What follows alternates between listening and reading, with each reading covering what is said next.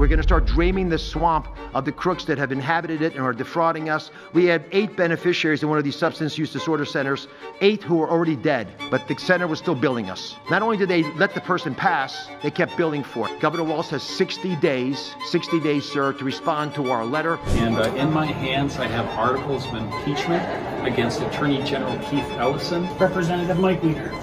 Impeachment articles for the fraudster-in-chief, Tim Walz. I need you all to really grasp what's happening here. Tim Walz, the former VP candidate, the sitting governor of Minnesota, this man is not having a good week. Not a good month. Not a good year. The federal government just put a freeze on $250 million meant for his state.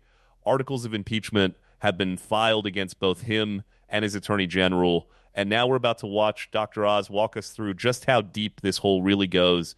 But before we dive in, I see a lot of you watching this channel right now who still haven't subscribed. Take this as your sign. If you're getting value from these videos and want them to keep coming, hit like and subscribe. It genuinely means a lot.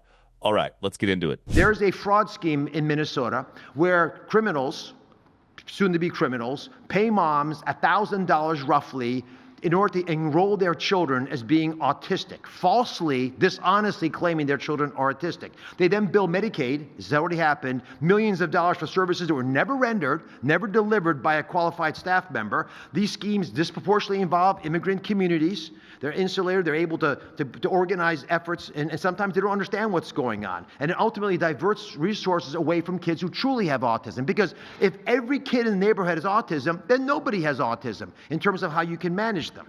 There was one behavioral, and by the way, these kids, they carry that diagnosis of autism the rest of their lives. Their mom made a bad decision, the kid pays the price for the rest of their life. There's one behavioral health organization, Mr. Vice President, in Minnesota. They received $11.5 million in Medicaid payments, but the top biller submitted 450 days where they claimed they were working more than 24 hours a day. You're going to hear a lot of things we've already touched on, but it still hits different when someone says it out loud. Did he just say someone submitted 450 billing days claiming they worked more than 24 hours in a single day? Think about that.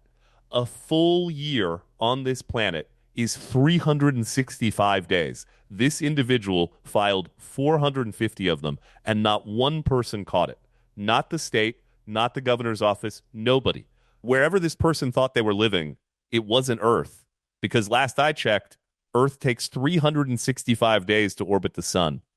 Maybe they were operating on Jupiter's calendar. But honestly, what disturbs me most isn't even the numbers, it's the autism piece.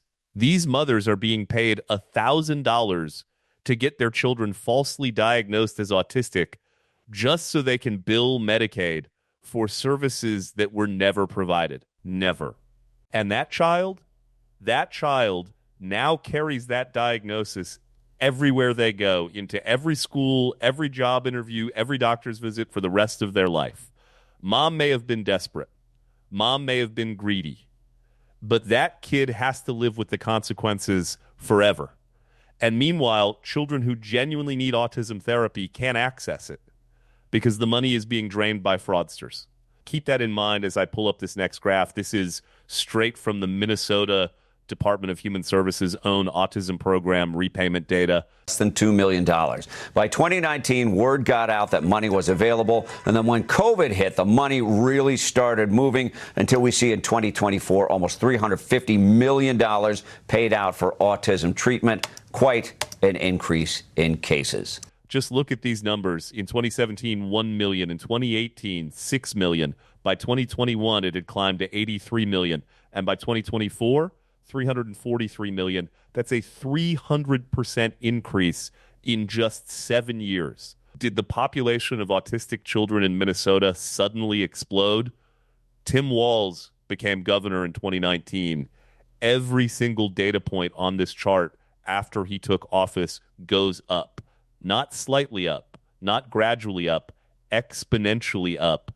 And that is exactly why, as of yesterday, the Minnesota Freedom Caucus formally filed articles of impeachment against him. Hey, folks, Representative Drew Roach here. here with my other colleagues from the Minnesota Freedom Caucus, here to do the work for the people. Representative Ben Davis, folks, and in my hands I have articles of impeachment against Attorney General Keith Ellison. As I'm sure you're aware, he had the Feeding Our Future fraudsters in his office doing an alleged quid pro quo. He's not fit for office. Representative Mike Weiner. Impeachment articles for the fraudster in chief, Tim Walz, holding politicians accountable, holding him accountable for the massive amount of fraud in the state of Minnesota, estimated $9 billion taxpayers' money that is being wasted. Ready to drop this. One of those articles states that he knowingly concealed or allowed the concealment of widespread fraud, even after receiving repeated warnings and undergoing audits. That graph sitting right there, that graph is the warning. That graph is the audit.